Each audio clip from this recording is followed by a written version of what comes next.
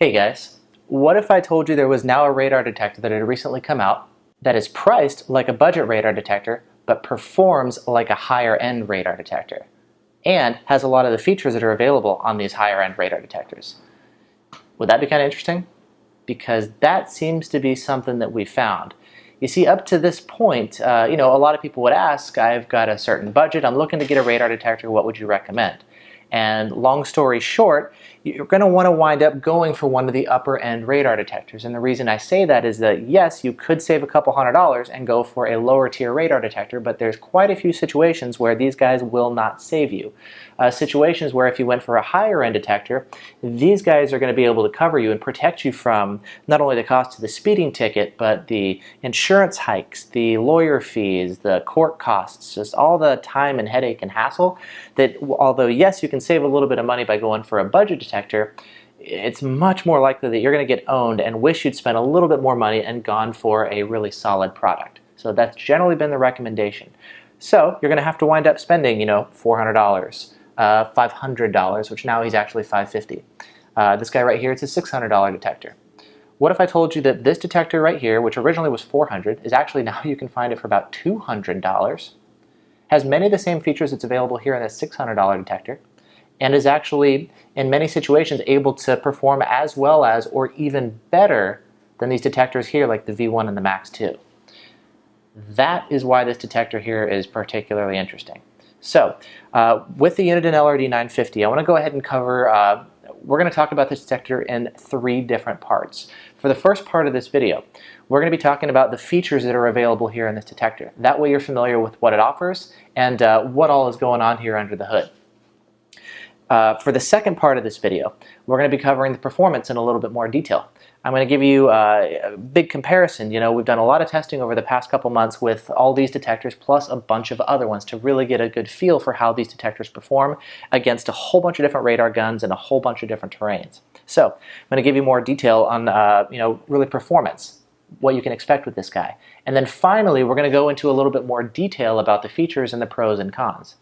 You see, while this guy has many of the same features that are available on some of these higher end detectors, the implementation of how those features work may actually not be as good as some of the other detectors. So to say that it has the same features is not the whole truth. So I'm going to tell you not only what features it has, but how well those features work.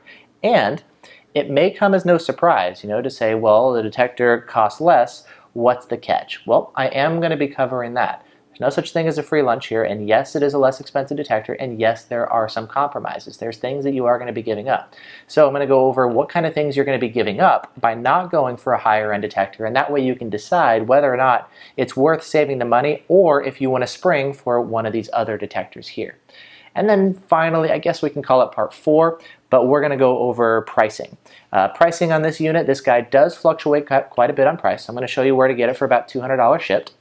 But first, let's just go ahead and start from the top and cover all the different features that are available here in this Uniden LRD950 and see what all this guy has to offer.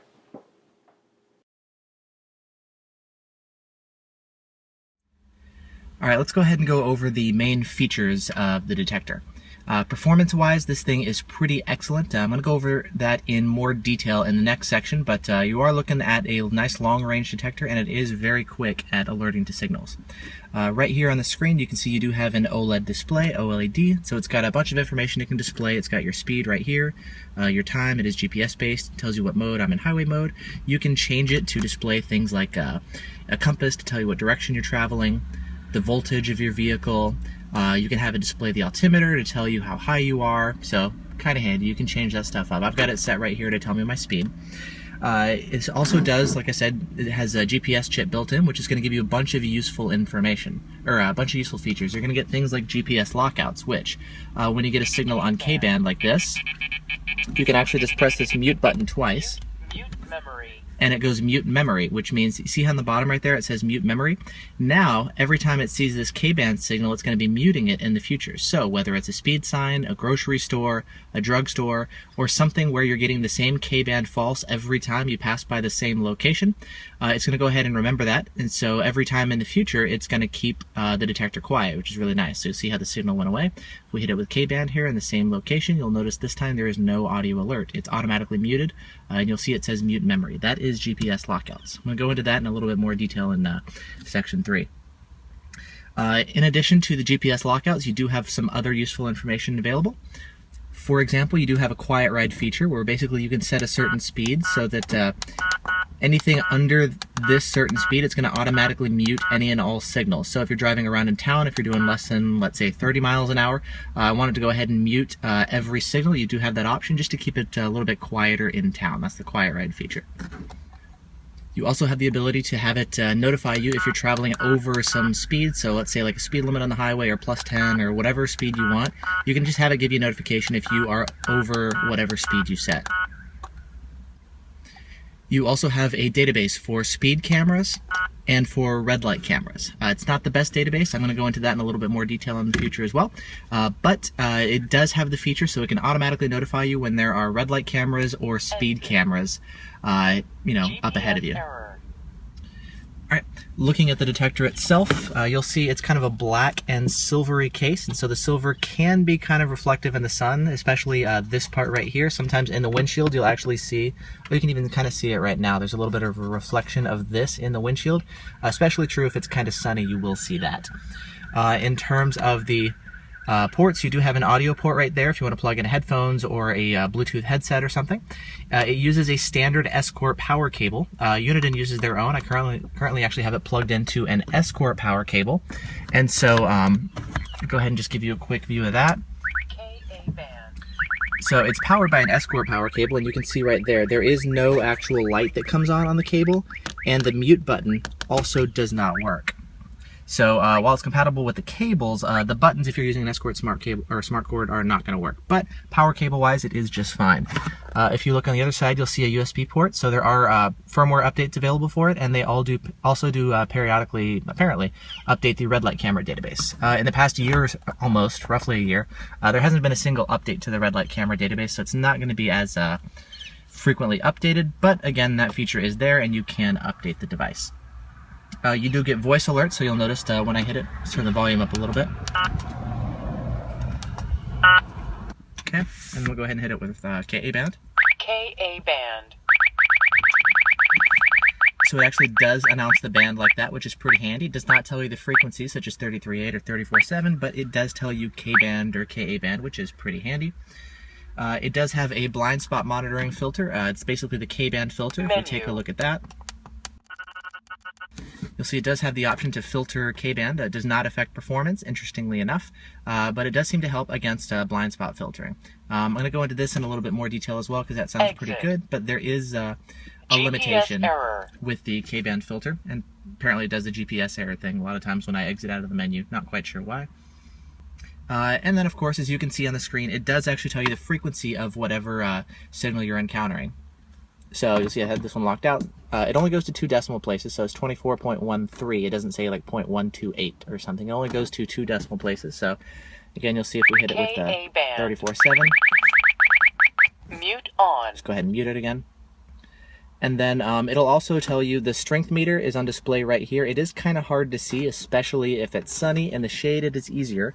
But when it's sunny out, you can't quite tell as easily, especially at a glance, how strong the signal is. So if you have the detector muted like this and you're just watching the signal strength, it's not always the easiest thing, especially if it's brighter out. But it does have the strength meter right there on the bottom. And then, of course, you do have the mark button right here. This button, basically, if you want to manually mark a location so it alerts you every time you pass this location, you do have that option. It's a feature I don't use. I don't find it particularly helpful, so never really used it. But if you want to have it manually alert you to a location every time you pass it, whether it's a common speed trap or whatever else, you can have the detector alert you every time you're approaching a location.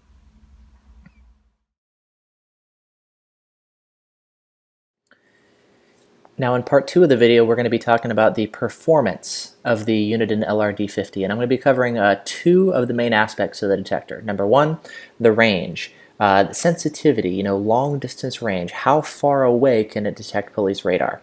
The farther away, the better. For the second part, I'm going to be covering reactivity. reaction time. Basically, how fast is this detector? Can it respond to really brief bursts of radar, which gives us not only longer range, but also if the radar gun is being turned on and off very quickly, is this detector going to be able to catch it? So I'm going to show you some test results when it comes to long distance range, then I'm going to pull out a couple of radar guns and I'm going to show you how this detector actually performs when it comes to reactivity. So let's go ahead and take a look first at some radar detector testing. So we've got a bunch of different radar guns that we tested against. If you take a look right here, here is one of the courses. Right up here at the top we've got the red line, we've got the V1, and we've got the Max 2. All up here in the green section did excellent. Here's where the radar gun's actually located. You'll notice the Uniden actually did not do that great. This is on 33.8, so it looks like against 33.8 this detector is really not all that great.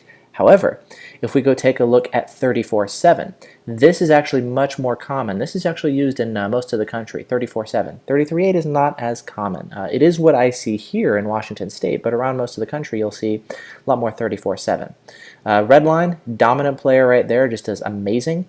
The Uniden, also excellent. You'll notice it's beating the V1 and the Max 2 and a bunch of the other detectors which are all grouped down here. So good job by the Uniden. If we jump down to 35.5, you'll see we've got the red line right here.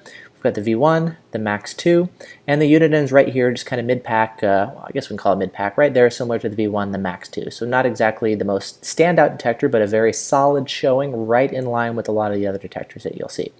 In K-band, right here we've got a bunch of detectors all doing really well. We've got the red line, the Uniden, V1, Max 2. All of these detectors here are doing quite well here on K-band.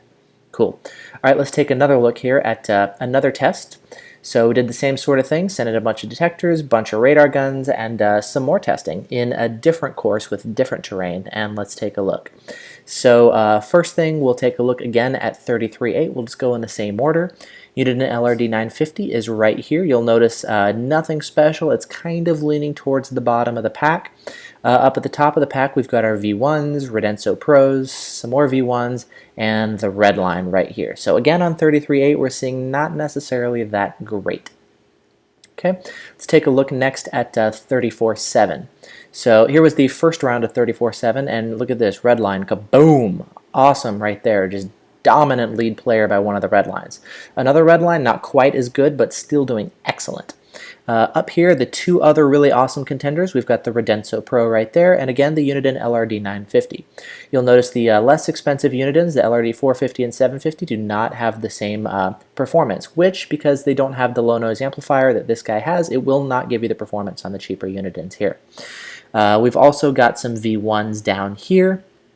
Here's the Max, here's the Cobra, Passport, so we got a bunch of other detectors as well. Quick note, after this test was done, this was tested, you'll notice it's hidden cams V1, it's 3.893. Well, we're wondering, you know, maybe a different V1 would perform better. It's not able to keep up with some of these other detectors like the Redenso, the Uniden, or the Redline. Maybe we send in a couple more V1s and we can get better performance. Well, that's exactly what we did. We had a bunch of other V1s sent in. So here's, again, Hidden Cam's V1. We had 06 Black GTO's V1. This 3.872 is earlier one.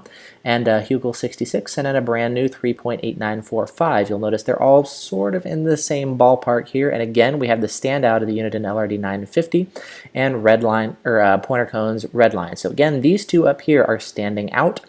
And then we'll notice right here, we're not getting quite as good performance from some of these other detectors. So it looks like the Uniden's actually able to outclass some of these other detectors, which on 34.7, again, which is one of the most popular bands, excellent performance. 33.8, not as good. 34.7, yes. Okay, cool. Let's take a look at a round of 35.5. Again, Redline is our dominant player, no surprise there. Right behind, though, we do have the V1. So the V1's doing pretty good here on 35.5. Very cool. Experimental lens, don't worry about that. Redenso, a little bit down there. The 950 is right here. We also did do a test with Pop On. Pop On or off, we'll see the same performance here on 35.5. So not exactly the most standout player on 35.5, but again, you know, it's, well, actually, look at that, behind the Passport. So also not that great, similar to the Max. Better than the Cobra, which is good. Hopefully we're beating the Cobra here. But again, nothing too stellar on 35.5, but, you know, reasonably good performance there. Okay, and then 34.7, 35.5. Let's take a look. I believe, yeah, here was the second round of 35.5 testing. Again, we had the red line up here, had a V1. Oh, sorry, this one we didn't have the unit in. Okay, cool. And let's take a look finally, K-band. All right, awesome. So what did we have? V1 actually doing very, very well. Look at this, 2 different V1s doing excellent on K-band. Here's the red line, and here's the Uniden right there. Interestingly enough, this less expensive Uniden actually does quite well here on K-band. Looks like a lot of these detectors are performing right around in the same range. Redenso, another red line actually down here.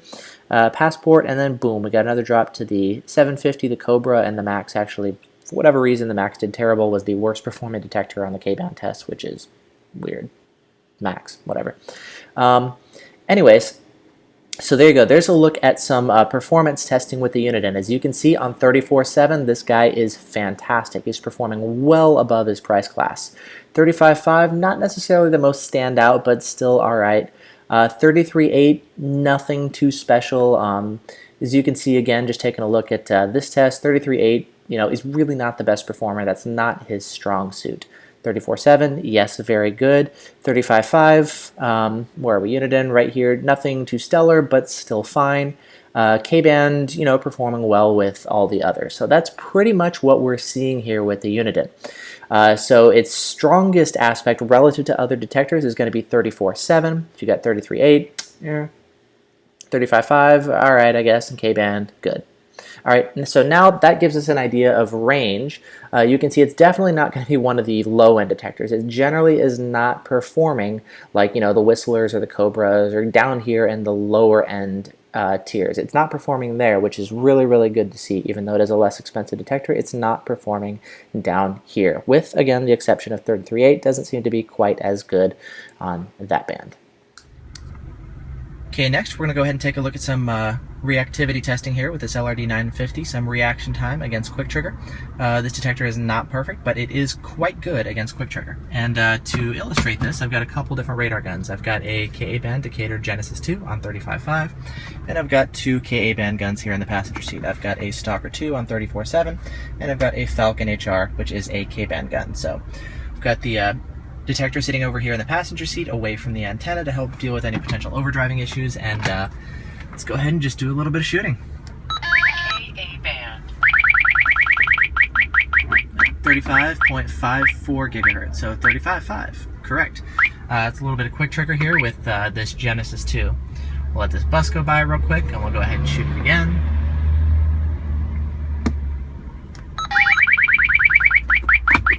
So, doing a great job. We got, that one was caught as well. Okay, cool. Next up, we'll go ahead and grab the Stalker 2. Alright, we've got a little bit of traffic here.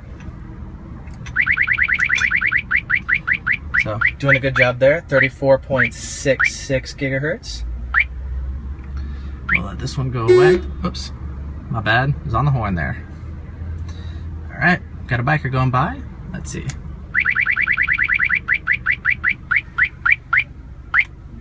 Got that one as well.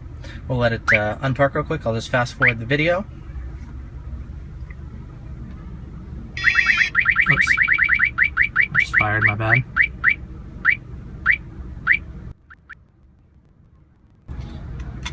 Alright, and we'll look at the gun and one more quick shot. There we go. So as you can see, doing great here on Ka-band as well. That is a 34.7 shot. You can see, detected that one properly. And finally, let's go ahead and switch over to K-band. I've currently got the K-band filter turned off. We'll turn it on here in a second, and we'll take a look, but we've got our Falcon HR. Let's go ahead and shoot this bad boy. Looks like traffic is slowing down, but... K-band. You can see, really quick shot, 24.14 gigahertz, doing excellent there. That was with the filter turned off. You saw the display just quickly, or the, what's it called? The speed just quickly popped up there on the screen, very, very quickly. Oh, that was a miss right there. See, no detection. It is a little bit slower there. Do another quick shot.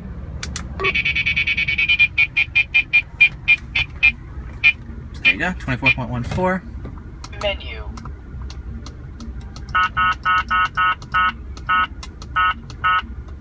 Oh, that was with the K-band filter on, my bad. K-band filter off. Okay, cool. So we'll go ahead and turn that off. And one interesting thing about this detector, which I will get into in one of the next sections here, well, yeah, actually the next section, is there's not actually a delay for the K-band filter the way that most detectors have with DSR, which is going to be a potential issue when it comes to filtering out traffic sensors, which is what TSR was originally designed for. Don't worry about it. I won't get into it too much until the next section, but let's go ahead and just do a shot here. Let's wait for a little bit of traffic to come. We'll just do a quick shot now. K-band. 8 miles an hour. 24.14, and that was with the K-band filter turned off. So again, you can see it's doing really, really well. It doesn't have an issue with any really quick, brief shots from these radar guns. Again, it's not totally perfect, but this detector is doing pretty fantastic.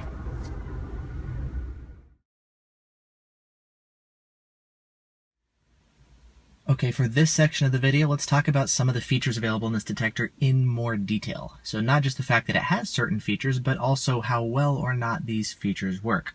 As you guys may expect, there is a bit of a compromise. Yes, this detector is more affordable than some of the other options, and there are some catches to that, right? There are some compromises. So in this video, I do want to talk about what some of those compromises are so that you understand, what they are. You're getting into it, with your eyes open, and whether or not this detector will work for you, and if you should spend the money on something a little bit more expensive and more capable.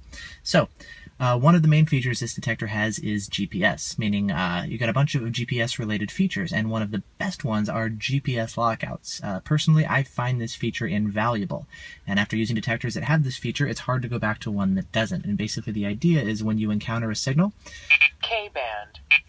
like this, what you can do, you can basically press this mute button twice. Mute on.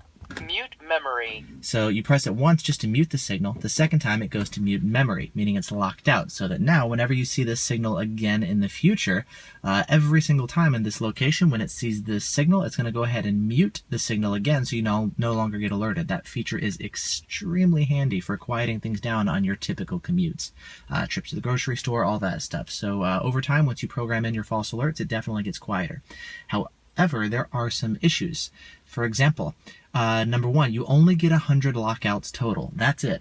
Some other detectors, such as with Yavi-1 or the Escort or Beltronics detectors, you get an unlimited amount of lockouts, which is really helpful. You can drive around without ever filling up this detector. On this one, you only get 100 total. Now, you're going to use those pretty quickly, especially because the radius, the size of that lockout is pretty small. So if a speed sign, for example, is shooting down the street, you may actually need 2 or even 3 lockouts to cover one speed sign. And at that rate, you're going to be going through them, really, really quickly, right? You may only have half or a third of the number of lockouts you think. And having only 100, you're going to go through them really quick. So you may need to actually lock a signal out repeatedly in order to get the signal completely locked out. I'll post a link in the video description to read some more detail on exactly what's going on, why that's the case, and just to help illustrate the point a little bit. If you want to read that, just read the link in the video description, but that's the issue with that. Now there's another thing. I'm going to go ahead and unlock this signal. Mute memory deleted. Okay, so it deleted it, right? So here's another issue. Let's say you just start up your car, or you're in a situation where you don't yet have a GPS lock. Watch this. Uniden. Okay, it is going to take a little bit of time for it to say GPS connected. In the meantime, if you don't have a GPS lock, K-band. you try to press this, Mute on. Mute off. it can't actually lock out the signal. So what happens is you're going to be expecting it for it to go quiet. You press the mute button twice, and instead of it going quiet and locking out the signal, the detector is going to keep beeping, and it's kind of a shock when you're expecting it to go silent and it just keeps beeping at you. So your lockout doesn't work, and the reason it doesn't work is because it doesn't have a GPS lock yet, so it doesn't know where it is, and it can't create the lockout. Now, I do like the feature that it has the ability, if you want, you can mute a signal, and then if you want, you can also Mute off. unmute it. That feature is actually really, really handy. But if you don't expect it and you're expecting the lockout to work, it may not if you don't have a GPS lock. And some of the other ones, it'll stay muted, which I guess has its pros and cons, right? This is a good way to know that the GPS lock didn't take, but it can be a bit of a surprise if you're not expecting it. So, something good to know that the GPS lockout may not always work. There's not an infinite amount of them. You may go through them pretty quickly, and sometimes when you're expecting it to go silent, it's actually going to beep at you. However, in practice, when you're running across false alerts, it does do a good job of keeping them muted, and driving around, I do like that feature. It definitely does work pretty well. Okay, in terms of laser detection, it's not the greatest in terms of laser detection, but it does detect laser. One thing that I do like that tells me that Uniden's been doing their research is that it can actually detect, the laser sensor is right here, and that's the pop-up for the rear laser, which doesn't work very well, but this is the front laser sensor right there. This detector can detect, believe it or not, the Laser Ally and the Dragon Eye Compact. The fact that it can detect these two advanced guns tells me that Uniden has been doing their homework, and you know, they've done a good job with getting it to detect a whole bunch of different LiDAR guns, so it does a good job with that. The case itself, I don't particularly like the silvery design that I mentioned a little bit earlier. This part is kind of reflective in the sun. You can't see it that well right now because I'm sitting in the shade, but in the sun, the stuff definitely pops up. If you get a detector that's more totally black, that is a good thing. This detector does not have Bluetooth available even as an option, so if you want to pair it with your phone for whatever reason, that is a feature that's not available with this detector. If you don't need that feature and it doesn't matter to you, who cares?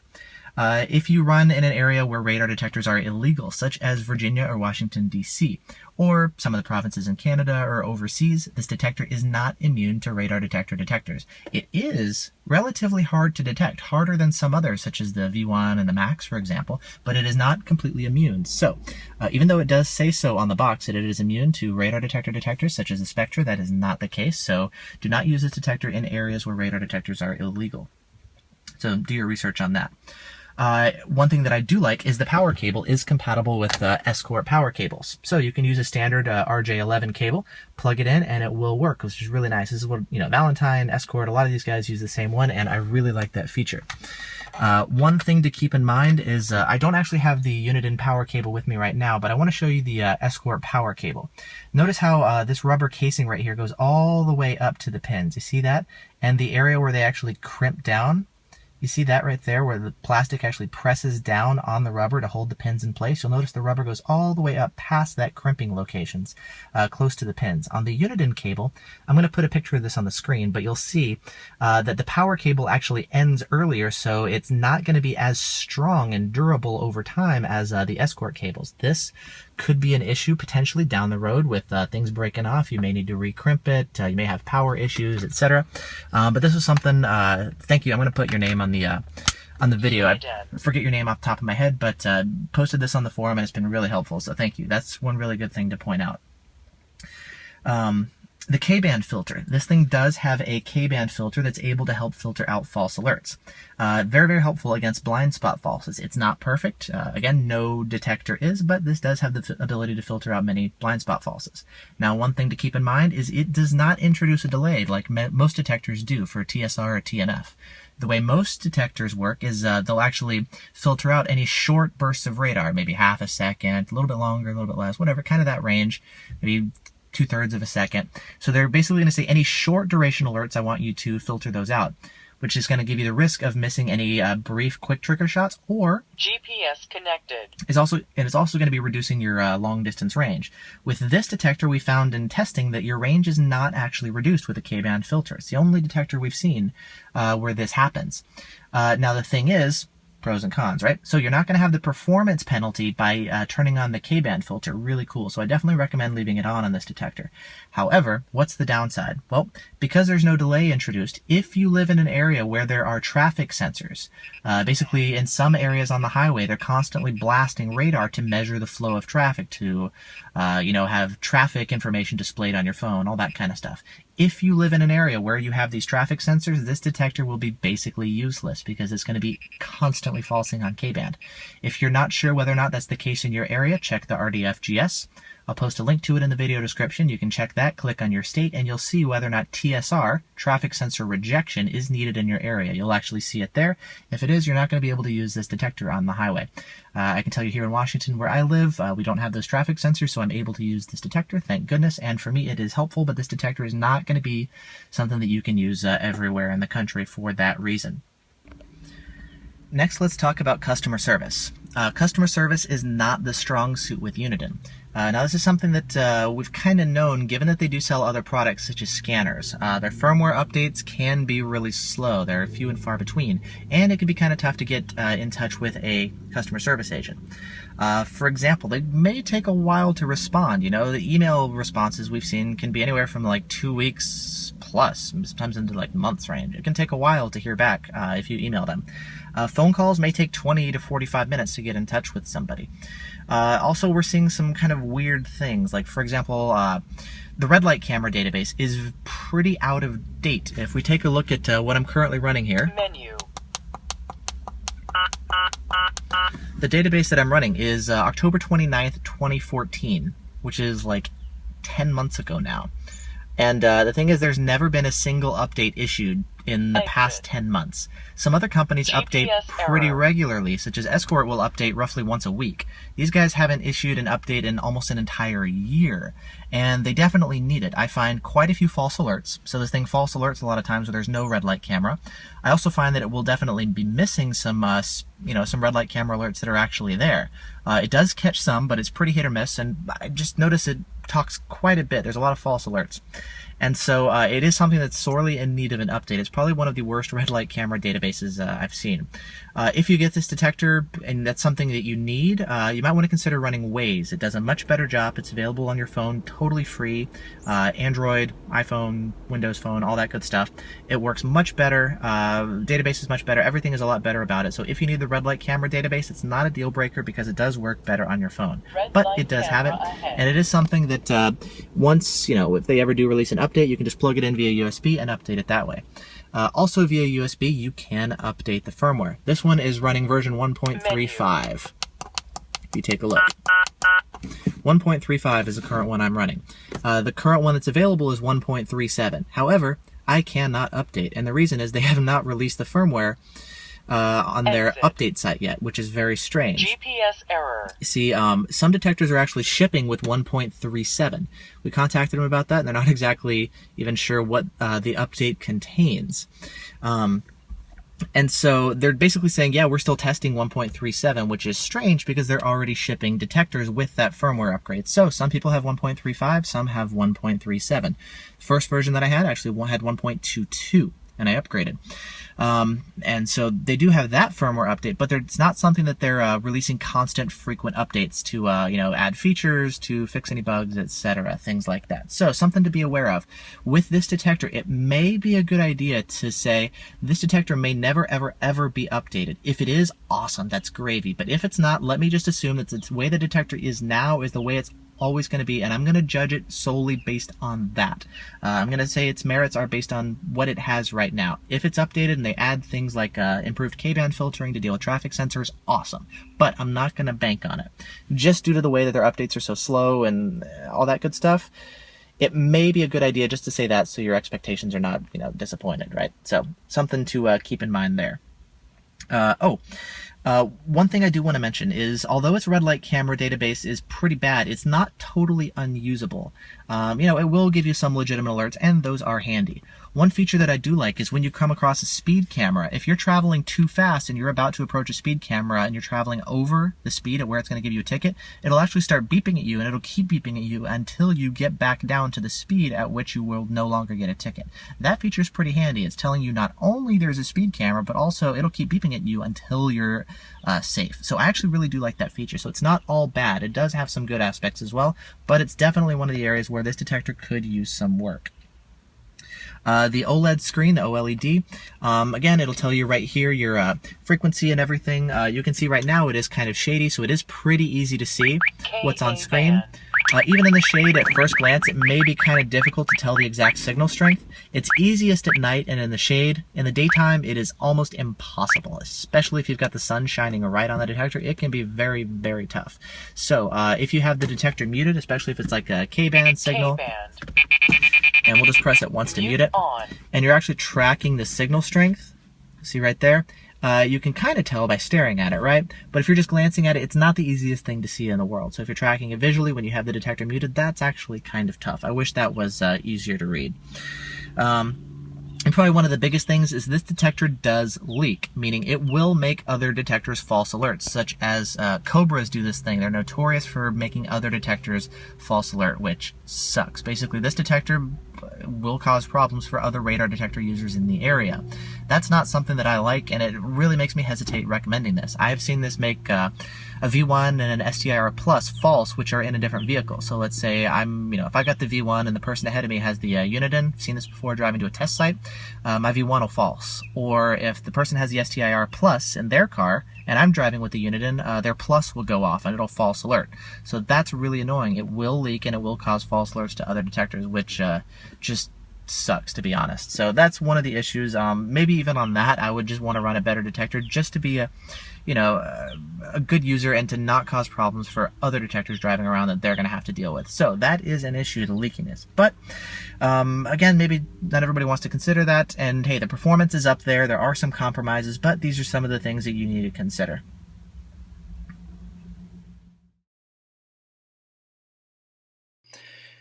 All right, now finally, let's talk about pricing and purchasing this unit should you decide that this is the one that you want to get.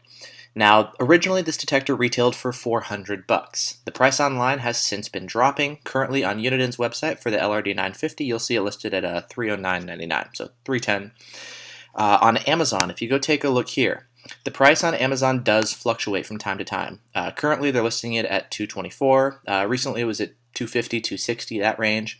You'll see there's, of course, as always, there's different people who will sell them. Amazon themselves have it for $230. Cool. It goes out of stock quite a bit, so it really depends on what's in stock at the time. This is a good place. I'll put a link in the video description if you want to get it through Amazon. I do make a small cut. It helps support this channel, and that's cool if you buy it through Amazon. Here's another thing that you can do that I would actually recommend this probably even better in this particular case. Here's a way to save even more money, typically. Check Amazon, of course, but what you can do is go to bestradardetectors.net. BRD. Tom at BRD is awesome. He supports tons of enthusiasts. He's really cool. His customer service is top-notch. And given the fact that this unit is kind of lacking in the customer service department from Uniden, if you can buy it from somebody who's going to back you up with awesome customer service, that actually helps address some of the issues with getting this detector, right? Some of the drawbacks, this will help. Not only that, but his price is pretty awesome. So, customer service aside, he currently has it listed for $220. However, if you go to rdforum.org, the radar detector forum, he does offer a coupon for forum members. So you'll see normally the detector is $219.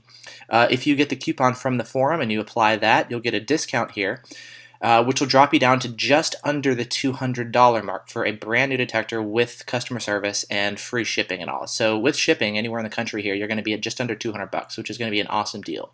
This is the way to do it. So not only do you get an awesome price on it, you do get, the customer service backing, which is really great, and it also does help support Tom. He's been very helpful. I mean, full disclosure, he did send me one of these LRD950s. I've had two so far. One is from another forum member, another one is from Tom, just, people helping out, all working together sort of thing. So he definitely is awesome. His customer service is top-notch. I don't make any money if you buy it from him, but he is awesome, and I definitely do recommend him. So that's a good option there. Now, this is probably going to be your best bet. If you drive around in town and you want, the highway and the city performance, this is the way to go. For those of you guys who drive primarily on the highway and don't need the GPS functionality, what you can also do is you can consider getting the LRD850. It's almost the same exact thing as the 950 that we've been talking about, with basically two main differences. Number one, it's all black. It doesn't have the silver shell like the 850 or the 950 does. It's all black, which is actually a little bit better. The main thing is that this is the same detector, same performance without the GPS, meaning if you don't drive around in town, you don't need the GPS functionality for things like locking out those false alerts for speed signs or grocery stores in town. You don't need the low speed muting around town. You don't need the red light camera and speed camera alerts because you're not driving around in town. You're doing primarily highway driving and you're looking for a more affordable unit. You can go here and you can also get the LRD 850 for $129. So this is probably going to be the best detector for those of you who don't need GPS. As far as the all-around package, I would recommend actually the 950. This is the way to go. I know it's a little bit more expensive than the 850, but $200, I mean, come on, that's ridiculous for how much detector you're getting. Before this detector came out, people were having to spend $400 to $600 to get this level of performance. So this already is amazing. To drop down to the $200 mark, awesome there. Again, it does have some, compromises and trade-offs as we talked about earlier, but that's one heck of a deal. So for those of you guys who do primarily highway driving and you want to spend even less, the LRD950 is also another good choice. So there you go. That's a bunch of information about the detector, where to go to buy it.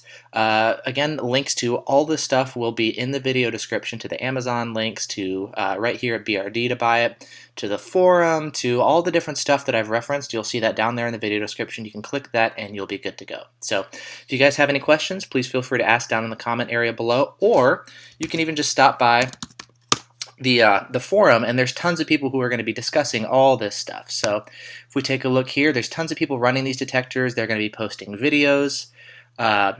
You'll go to the Uniden section. There we go. And so you'll see there's tons and tons of discussion here all about the detector. So if you want to see videos, you want to see how these detectors perform, you have any questions about it, this is actually probably one of the best places to go to get some really good information. So I would definitely recommend it. So there you go. Hope that's been helpful. And until next time, I'll catch you guys later.